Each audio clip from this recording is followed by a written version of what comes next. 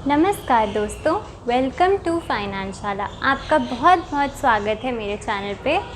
आज का टॉपिक जो रहने वाला है वो है पोर्टफोलियो रीबैलेंसिंग। जी हाँ, अगर आपने म्यूचुअल फंड से पैसा लगाना शुरू कर दिया है, आपकी SIP चल रही हैं, मगर आपको ऐसा लग रहा है कि नहीं, मेरे पोर्टफोलियो में कुछ गलती लग रही है, हो सकता है नहीं मेरे पास स्मॉल कैप ज़्यादा हो गया है या मेरे पास मिड कैप ज़्यादा हो गया है, बैलेंस नहीं बन रहा, तो आइए चलिए सीखते हैं कि अगर आपका पोर्टफोलियो थोड़ा सा गलत बन गया है तो उसको रीबैलेंस कैसे करना है।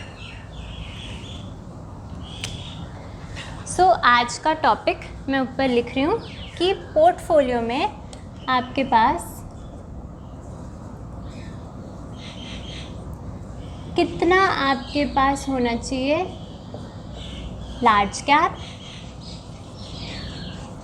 मिड कैप और स्मॉल कैप।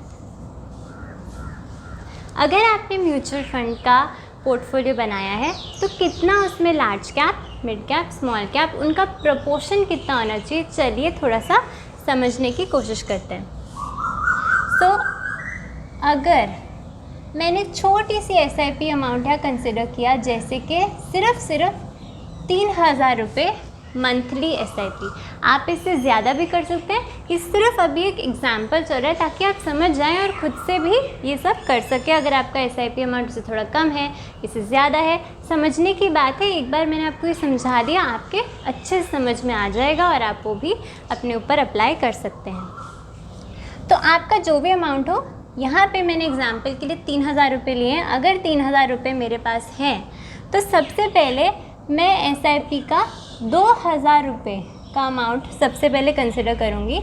2,000 की अगर मेरी SIP, इसमें से मैंने थोड़ा सा अमाउंट ले लिया, 2,000 की SIP में सबसे पहले डालूँगी 1,000 रुपये डालूँगी मैं मंथली। किस में? निपॉन इंडिया में large cap. Nippon India large cap में डालूँगी 1,000 रुपये और 1,000 रुपये मेरे महीने का जाएगा SBI स्मॉल कैप में। तो अगर मेरे पास 2,000 की SIP थी, उसमें से मैंने 1,000 रुपये डाले निपॉन इंडिया में और 1,000 रुपये डाले मैंने SBI स्मॉल कैप में। अभी मेरे पास 1,000 रुपये और हैं, लेकिन उसको मैं यूज़ करूँगी रीबैलेंस करने के लिए। तो अभी चलिए चलते हैं, जो हमारे पास पोर्टफोलियो अभी क्रिएट होगा उसको ज़रा समझते हैं, देखते हैं कि क्या गड़बड़ी हो सकती है और फिर ठीक कैसे करना है उस पोर्टफोलियो को। 2,000 रुपये मैंने 2 म्यूचुअल फंड्स में डाल दिए। इनकी होल्डिंग्स अगर मैं जानने की कोशिश करूँ तो लार्ज में इस म्यूचुअल फंड में 81.88% दिया हुआ है, मिड कैप में 9.79% दिया हुआ है, स्मॉल में 7.07% दिया हुआ है। ये होल्डिंग्स हैं इस म्यूचुअल फंड की। चलिए चलते हैं नेक्स्ट वाले म्यूचुअल फंड को समझते हैं। इसकी होल्डिंग कैसी है? लार्ज में कुछ नहीं है, मिड में 7.2 है और स्मॉल में 86.36% इस म्यूचुअल फंड की होल्डिंग्स हैं। तो बना कितना? अगर मैंने यहाँ पे पैसा लगाया तो मेरे लार्ज का कितना बैठ रहा है, मिड में कितना बैठ रहा है एवरेज, और स्मॉल में मेरा पैसा कितना गया। तो अगर मैं ये देखूँ तो 82%, ये मैंने कैलकुलेट कर लिया है पहले से, 82% मेरे लार्ज में है, खाली 8% मिड कैप में जा रहा है और स्मॉल में 47% जा रही है। तो ये तो गड़बड़ लग रही है ना दोस्तों। लार्ज में इतना पैसा, स्मॉल में भी इतना, मगर मिड में कुछ भी नहीं। और मिड में तो अच्छी अमाउंट आपकी रहनी चाहिए, बेशक स्मॉल में थोड़ा कम हो, बेशक लार्ज में हल्का सा कम हो, लेकिन मिड कैप को भी आपको इम्पोर्टेंस देनी चाहिए, क्योंकि स्मॉल जितनी तेज़ी तो नहीं दिखाएगा, लेकिन स्मॉल से ज़्यादा आपका रिस्क बचा के चलेगा। गड़बड़ तो हो गई है कि हमने 2 म्यूचुअल फंड ले लिए, उनकी होल्डिंग्स कुछ ऐसी है और एवरेज हमारी लार्ज, मिड और स्मॉल में ये निकल रही है। तो मुझे तो ये पसंद नहीं आ रहा, तो इसका मतलब मुझे रीबैलेंसिंग करने की ज़रूरत है। इसका मतलब मुझे एक और म्यूचुअल फंड लेना पड़ेगा जो मेरा ये बैलेंस ठीक कर दे। जो तीसरा म्यूचुअल फंड में चुनने जा रही हूँ उसका नाम है क्वांट मिड कैप। अब क्वांट मिड कैप क्यों लिया? क्योंकि मेरे पास मिड कैप की कमी थी।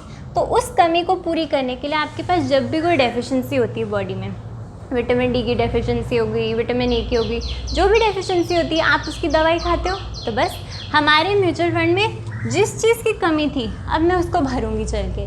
तो अब मैंने एक ऐसा म्यूचुअल फंड लिया है जो मिड कैप की डेफिशिएंसी पूरा करेगा। अब इसका क्या है, इसमें भी मैं 1000 रुपये, जो मेरी बाकी की SIP थी वो 1000 रुपये वाली मैंने इसमें डाली। तो अब मेरी 3000 की जो SIP है वो पूरी तरीके से कंप्लीट हो गई है, क्योंकि मैंने पहले 2000 रुपये लगाए, उसमें मैंने गलती कर दी। अब 1000 रुपये की मैंने SIP और शुरू की ताकि मिड कैप डेफिशिएंसी पूरी हो जाए। तो मैंने 1000 रुपये की मंथली SIP करना शुरू कर दिया है। इस फंड की जो होल्डिंग्स है, लार्ज में 26.37% है, मिड में 70.57% है एंड स्मॉल में कुछ भी नहीं है इस फंड के अंदर।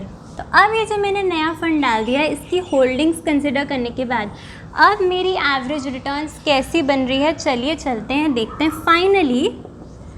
फाइनली क्या हो गया है इस पोर्टफोलियो में, मेरी होल्डिंग्स अब कैसे, क्या मिड कैप पूरा हो चुका है, क्या मिड कैप मेरे अंदर जितना होना चाहिए पोर्टफोलियो में, क्या मैंने उसकी डेफिशिएंसी पूरी कर ली है। Let's see. So 35% large cap में बैठ रहा है, अब मिड कैप में 28% बैठ रहा है और स्मॉल में 31% बैठ रहा है। ये लार्ज है, ये मिड है और ये स्मॉल है। सो दोस्तों, पहले जब हमने 2 म्यूचुअल फंड्स लिए थे तो उसमें गलती ये हो रही थी कि लार्ज और स्मॉल में तो बहुत निवेश हो गया था, लेकिन मिड में निवेश कम था। मगर जब हमने नया म्यूचुअल फंड लिया जिसने हमारी मिड कैप डेफिशिएंसी पूरी की, उसमें जो हमने होल्डिंग्स देखी उसका अब जब हमने एवरेज निकाला है, तीनों म्यूचुअल फंड्स को कंबाइन करके जो हमने एवरेज निकाला है, तो वो एवरेज कुछ ऐसा बैठ रहा है। लार्ज में 35%, मिड में 28%, स्मॉल में 31%। मतलब ऑलमोस्ट इक्वल वेटेज दी गई है हर सेक्टर की कंपनी को, ताकि उससे क्या होगा, लार्ज आपका रिस्क बचाएगा, ग्रोथ ठीक देगा, मिड में ग्रोथ बहुत अच्छी होगी और स्मॉल में बेस्ट रिटर्न्स आपको मिलेंगी। लेकिन कभी भी ऐसा ना हो कि आपने लार्ज बहुत डाल दिया वरना फिर ग्रोथ कम मिलेगी, स्मॉल बहुत डाल दिया वरना फिर रिस्क बहुत ज़्यादा रहेगा। तीनों लार्ज, मिड एंड स्मॉल यानी कि LMS, इन तीनों चीज़ों का आपने एक बैलेंस क्रिएट करके चलना है। इससे आप मान लीजिए कि आपका जो CAGR होगा ना, मतलब लॉन्ग टर्म में आप 15%, ये तो मैं बेसिक मिनिमम, बेयर मिनिमम लगा के चल रही हूँ कि 15% आप कमाएंगे। आप 15% से भी ज़्यादा कमा लेंगे अगर आपका इस तरीके से एलोकेशन रहेगा हर सेक्टर के म्यूचुअल फंड में, और आप बैलेंस बना के चलेंगे, तो आपका कोई डाउट ही नहीं है मुझे कि आपको लॉन्ग टर्म में 15% से ज़्यादा, यानी FD, गोल्ड, रियल एस्टेट, हर चीज़ को आप बीट ना करिए, मैं मान नहीं सकती अगर आपने ठीक से बैलेंसिंग करी। एंड 15% की अगर मुझे रिटर्न मिली और 20 साल मैंने पैसा निवेशित रखा, मान लेते हैं हमने तीनों म्यूचुअल फंड में पैसा लगाया, अपनी 3000 की म्यूचुअल फंड SIP कंटिन्यू की और मुझे 15% की रिटर्न मिल रही है अगले 20 सालों के लिए, तो मेरा पैसा बन जाएगा कितना, 45 लाख रुपीज़। तो आपने एवरी मंथ 3000 रुपये से शुरुआत की और 20 साल बाद आपका 45 लाख रुपीज़ बन चुके हैं, वो भी तब जब हमें 15% के CAGRs मिल रहे हैं इन द लॉन्ग रन। मगर ये रिटर्न्स आपने लगा के चलने हैं कि ये कम ज़्यादा रह सकते हैं, ये पास्ट रिटर्न्स हैं। ऑल्दो अगर मैं इसका एवरेज निकालूँ इन तीनों फंड्स का तो 20% से भी ज़्यादा बन रहा है CAGR के, लेकिन मैं आपको एक कंजर्वेटिव अप्रोच लगा के चल रही हूँ कि हो सकता है आपको इतना नहीं मिले। अभी बुल रन है, सारे म्यूचुअल फंड्स अच्छे कर रहे हैं, कल को बेयर मार्केट आएगी, मार्केट क्रैश करेगा, तो हो सकता है आपको इतना ना मिले। इसीलिए हर म्यूचुअल फंड का एक एवरेज बैठता है 15 से 16% लॉन्ग रन में।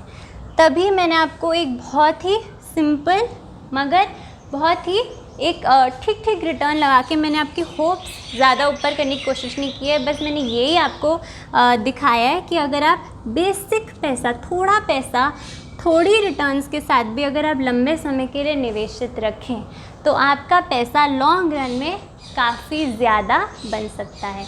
इसी तरीके से आपने जो भी पोर्टफोलियो क्रिएट किया है अपने हिसाब से आप उसको ऑल्टर कर सकते हैं, रीबैलेंस कर सकते हैं, थोड़ी सी खुद से कैलकुलेशन कर सकते हैं, देख सकते हैं कि कहीं मेरे पास स्मॉल और मिड बहुत ज़्यादा तो नहीं, कहीं मेरे पास लार्ज बहुत ज़्यादा तो नहीं, क्या इसको रीबैलेंस करने की ज़रूरत है कि नहीं।